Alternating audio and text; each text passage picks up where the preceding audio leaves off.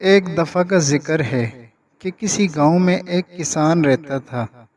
ایک دن کھیت میں ہل چلانے کے لیے گیا۔ ہل چلاتے چلاتے کسان کی نظر ایک چمکتی ہوئی چیز پر پڑی۔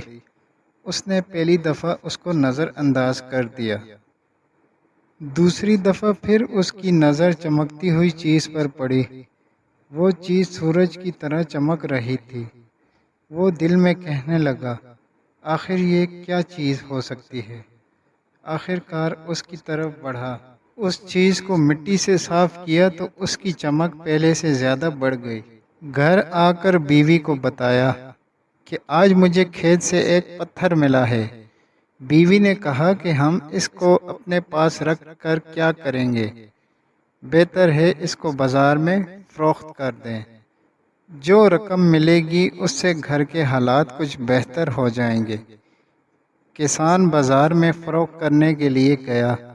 دکاندار دیکھ کر کہتا ہے کہ یہ پتھر بہت قیمتی ہے، میرے پاس اتنی رقم نہیں ہے، لہٰذا کسی بڑے تاجر کے پاس جا کر پتہ کر لو۔ وہاں سے بھی نا امید ہوئی۔ بڑے بڑے تاجر اس کی قیمت نہیں لگا سکے، حتیٰ کہ وزیر بھی اس کی قیمت کا اندازہ نہیں کر سکے۔ آخر یہ معاملہ وقت کے بادشاہ کے پاس پہنچا۔ جب بادشاہ نے اس کو دیکھا تو پہلی نظر میں ہی بادشاہ کو یہ چمکتا ہوا پتھر پسند آیا، لہٰذا وہ اس کو ہر صورت میں خریدنا چاہتا ہے۔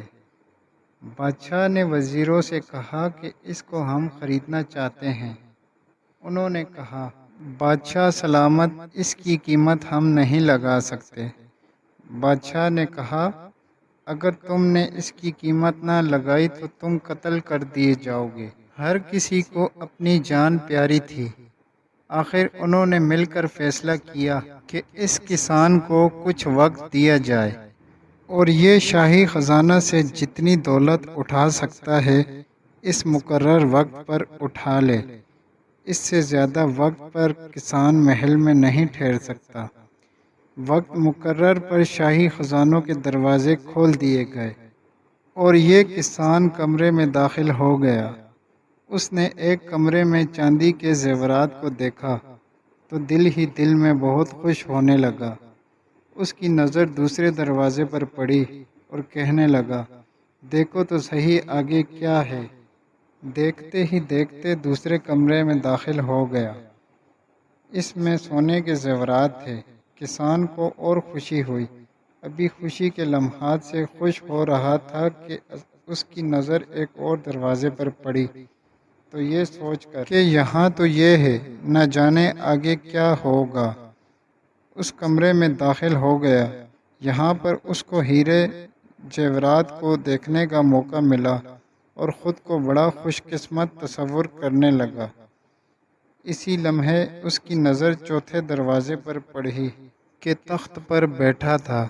جب تخت پر بیٹھا تو اس کی طبیعت کو کچھ سکون ملا اور سوچنے لگا کہ میرے پاس وقت بھی بہت ہے، کیوں نہ تھوڑی دیر آرام کر لوں۔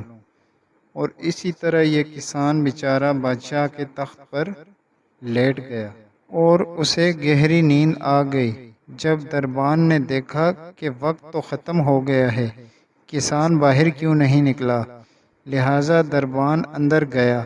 وہ کسان آرام سے سو رہا تھا۔ اس نے جگا کر سونے کے زیورات والے کمرے میں بھیج دیا۔ چاہتا تھا کہ اس میں سے کچھ زیورات اٹھائے بغیر اس کو پچھلے کمرے میں دھکیل دیا۔ جب وہاں سے کسی چیز کو اٹھانے کا ارادہ کیا تو اس نے بھی جھڑک کر پہلے کمرے میں بھیج دیا۔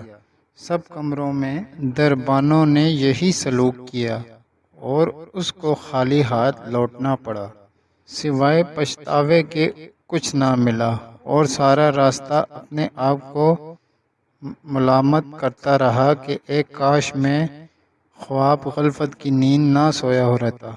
بس حضرت انسان کو بھی اللہ نے تین طرح کی زندگی دی ہے، ایک انسان کا بچپن، دوسری انسان کی جوانی اور تیسرا بڑھاپا۔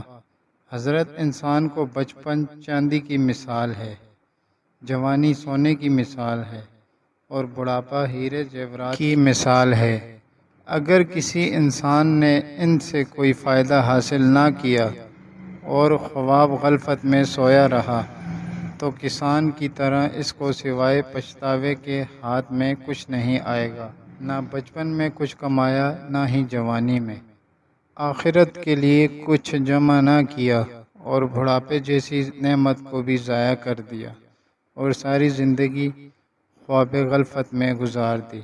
جب عذاب خداوندی کو دیکھے گا تو بے ساختہ انسان پکار اٹھے گا، دنیا میں مجھے دوبارہ لوٹا دے، اور پھر روئے زمین پر مجھ سے زیادہ اچھا عمل کرنے والا کوئی نہ ہوگا۔ لیکن یہ خدا کا فیصلہ ہے۔